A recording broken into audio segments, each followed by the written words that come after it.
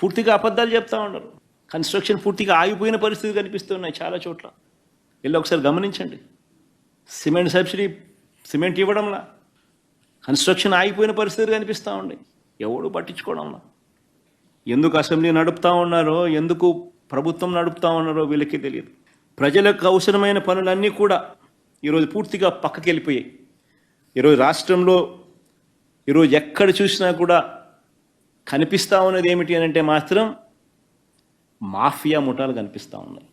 రాష్ట్రంలో ఇవాళ కనిపిస్తూ ఉన్నది ఏమిటి అని అంటే మద్యం, లిక్కర్లో స్కాము, ఇసుకలో రెండో స్కాము, ప్రతి నియోజకవర్గంలోనూ ప్యాకాట క్లబ్బులు, ఇది ఇంకో స్కాము.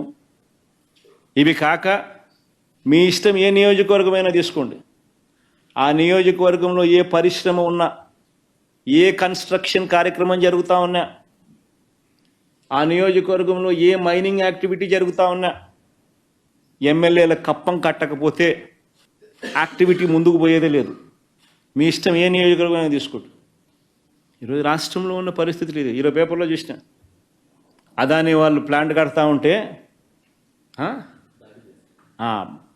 ఆశ్చర్యం. అది బీజేపీ ఎమ్మెల్యే, అంటే ఈ కూటమి ఎమ్మెల్యే చంద్రబాబు నాయుడు ప్రోద్బలంతో జరుగుతూ ఉన్నాయి.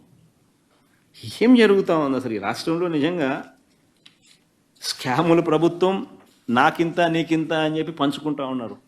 దోచుకోవడం, పంచుకోవడం.